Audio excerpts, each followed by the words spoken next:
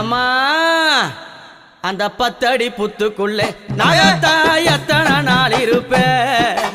10 அடி புத்துக்குள்ளே நாகத்தா எத்தனை நாள் இருப்பேன்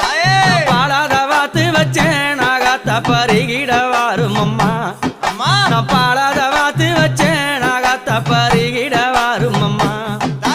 10 அடி புத்துக்குள்ளே நாகத்தா எத்தனை நாள் இருப்பேன் 10 அடி புத்துக்குள்ளே நாகத்தா